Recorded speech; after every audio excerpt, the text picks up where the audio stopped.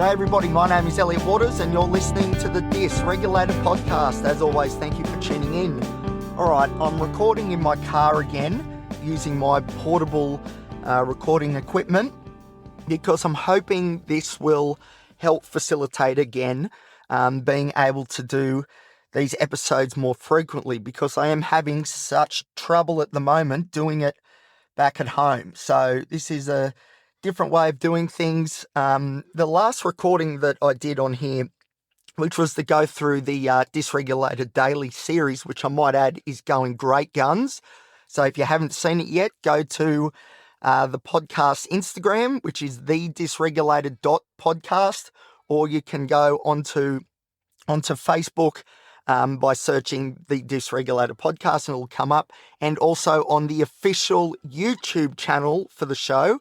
And YouTube is the platform that has everything. So it's got all of these audio full-length podcast episodes, and it's also got the uploads of the Dysregulated Daily series, which is going really well.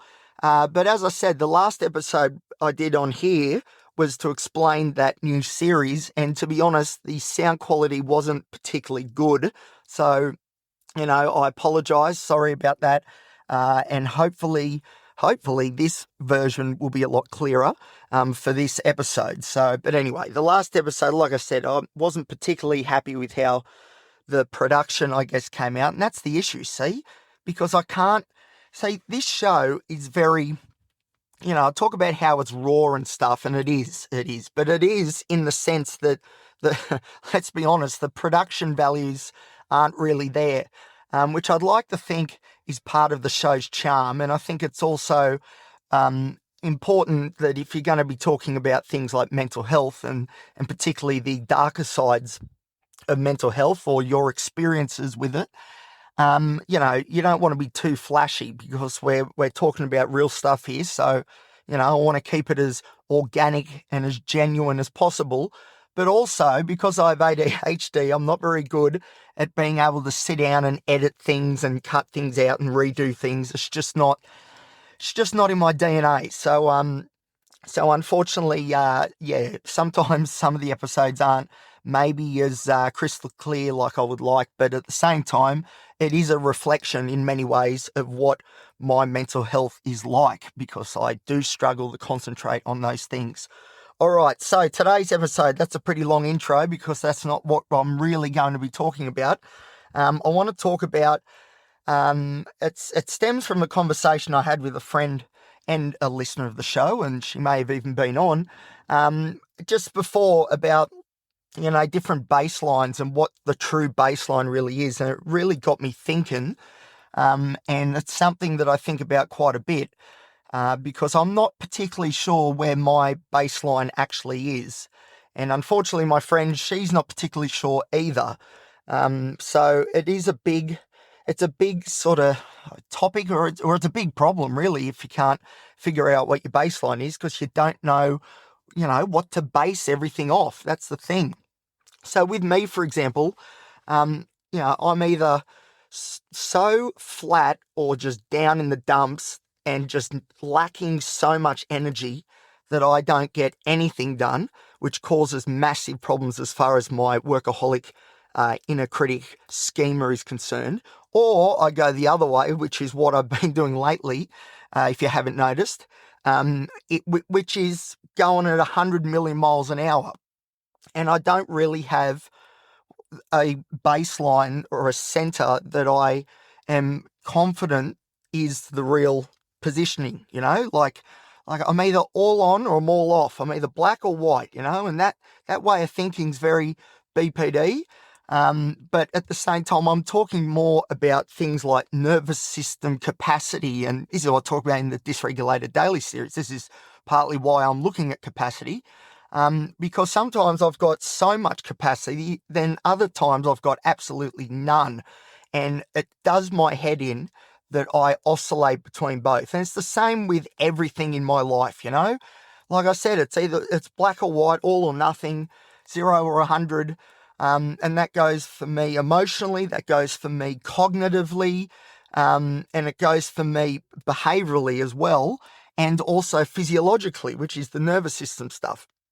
So we were talking about how, how anxiety provoking it is when you don't know what your base is. And it's something I struggle with constantly, because even when I am on the go, like I have been lately, I am constantly thinking about the fact that, this isn't the norm necessarily, and things slow down a lot in other moments and come to a complete halt.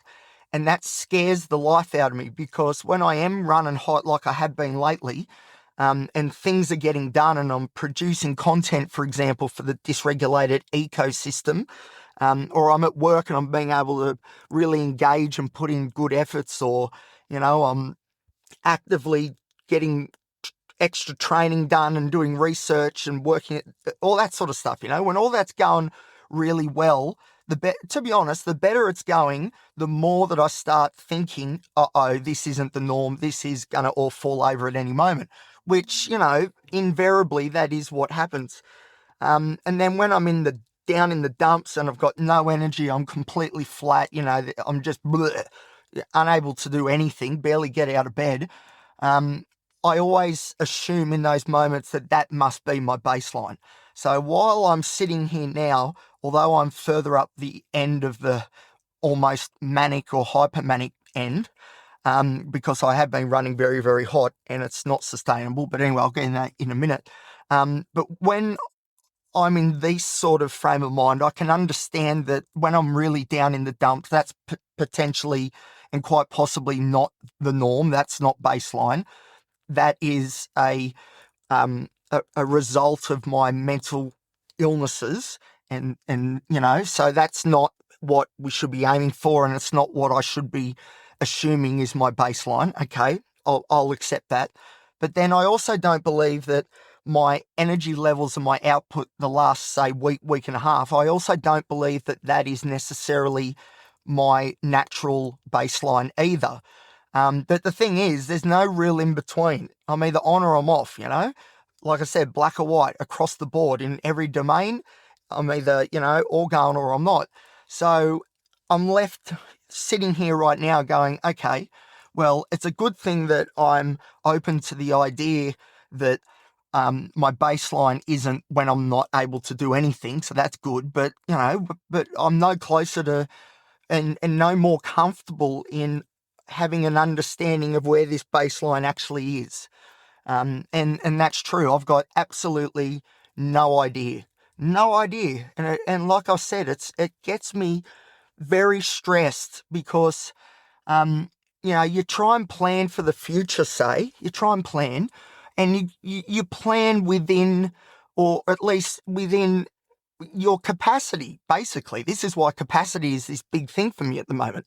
There's an expectation that a certain level of capacity will be the average over the time of trying to achieve this goal, whatever it might be. And then you sort of plan for that, knowing that that's the average capacity. And if we work on that sort of blueprint, it'll all work out really nicely. The thing is, for people like me and people like my friend as well, and so many other people, you can't plan with some sort of idea of this capacity thing, on written down in the blueprint, because I've got no idea what that is. So it's so hard to then come up with goals and come up with things I want to achieve and plans to actually make it happen, because I have no confidence and no faith in my abilities to be able to carry it out, because I don't even know what my output levels really are. Because it's true, I'll be completely honest. I'll be completely honest that the last week and a half, I have been running hot and it's not sustainable, and it is above probably where I want to be.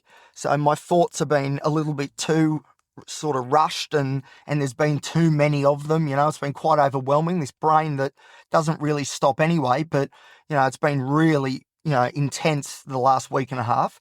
I have been able to get a lot of stuff done, but I have not had very good sleep, for example, and that's been building and building.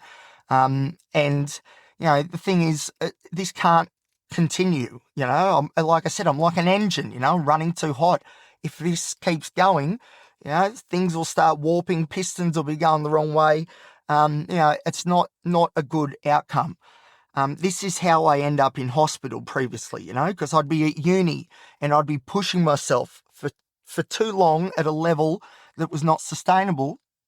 And then invariably, most semesters, and especially during my honours thesis, I would end up in hospital because I would overcook myself.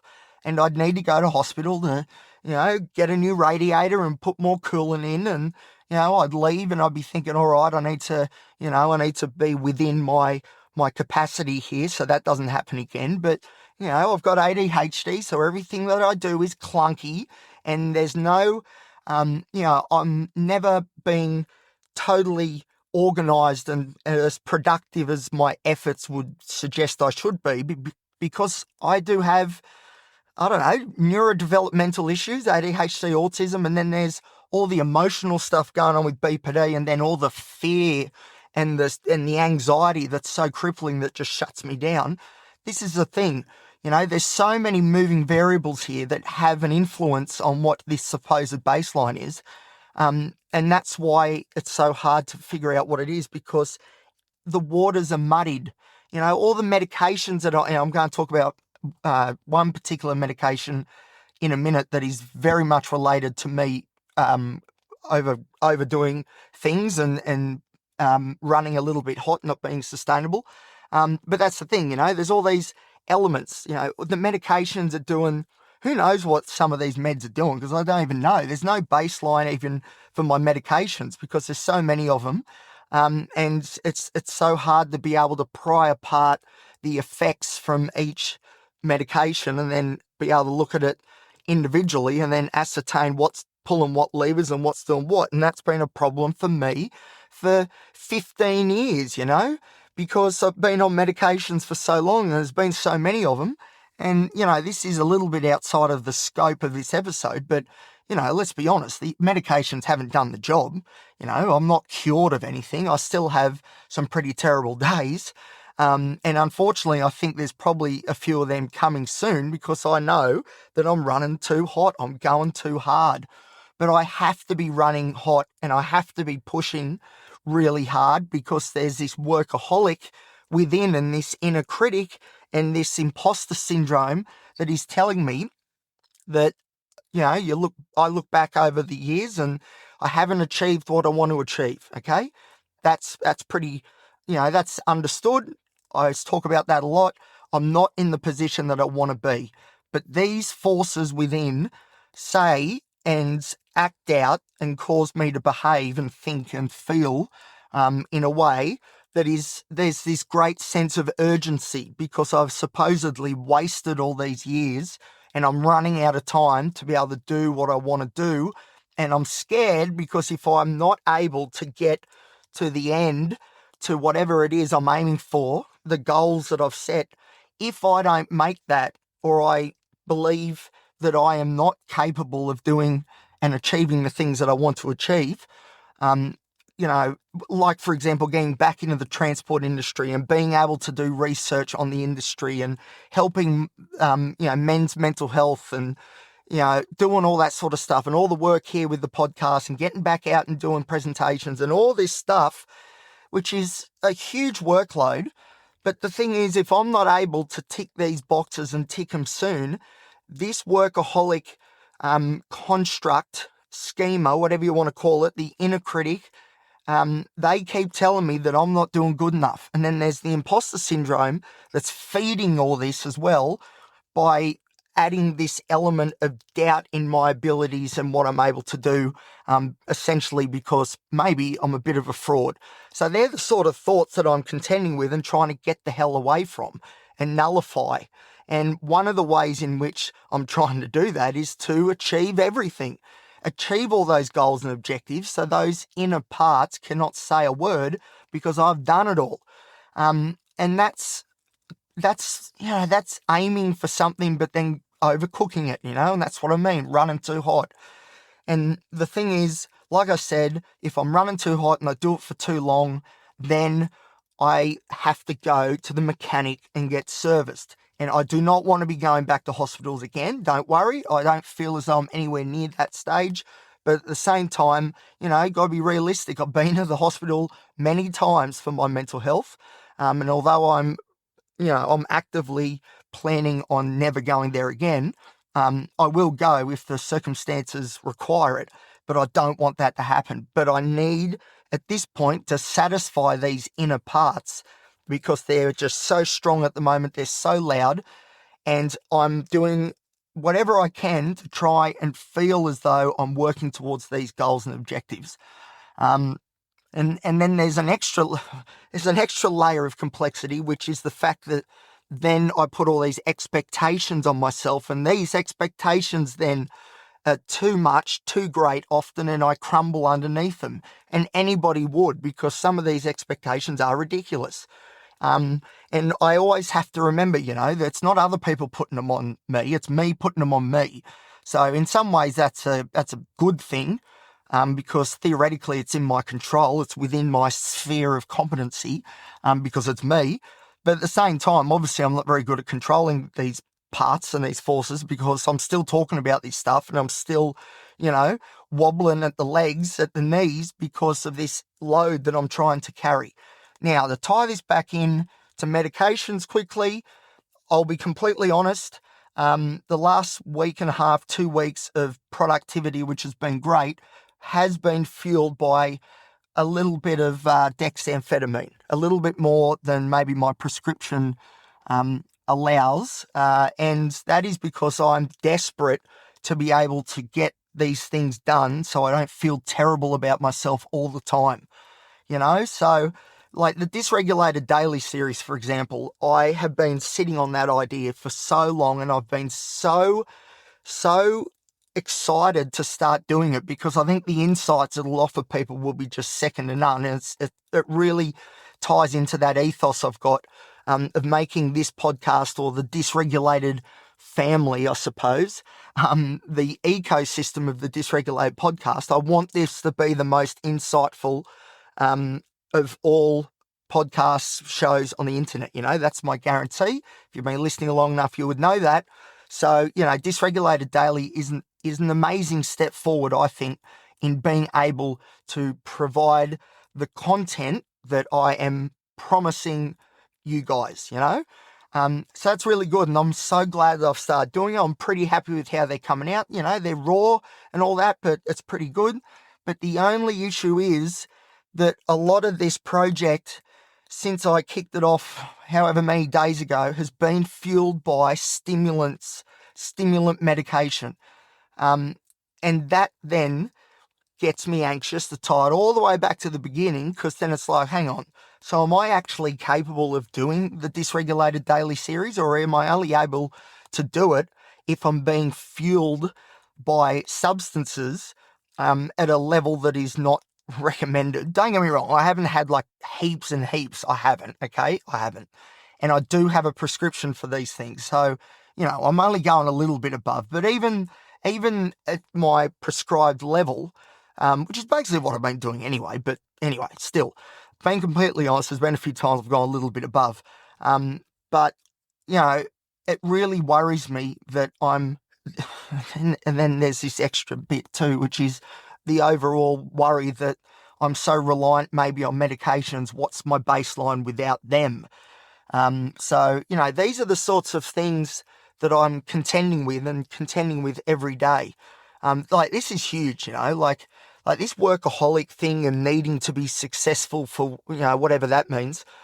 This whole issue that it's huge, and there's so many layers to it, as I've explained here today. There's so many layers. There's so much pressure, because, basically, if I'm not able, for example, to synergize the transport industry with mental health like I want to, and do this research on the industry and drive trucks, B doubles and stuff, to get the credentials and, because I love trucks as well and I love transport and, all of that sort of stuff. But I'm so worried that if I'm actually not able to achieve those things without some sort of enhancement, that means that my whole dream is unattainable.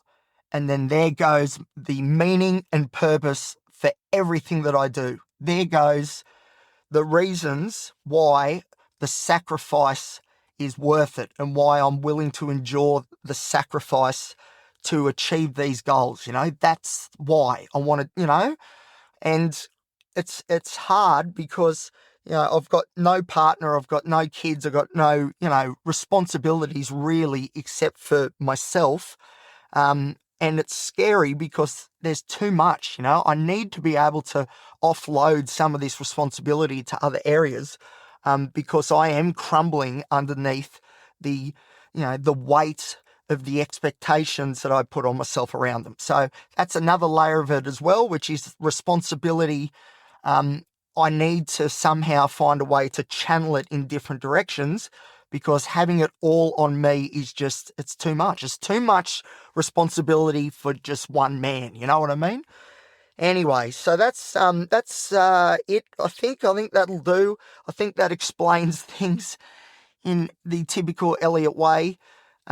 So thank you everybody for listening. And of course, I'll keep you updated with how the whole productivity thing goes. Because it is a big thing on my mind at the moment, and I need to come up with a way to resolve this, I think. But anyway, all good. Thank you guys. Thank you for listening. As always, I appreciate it. And I'll see you next time here on the Dysregulated Podcast.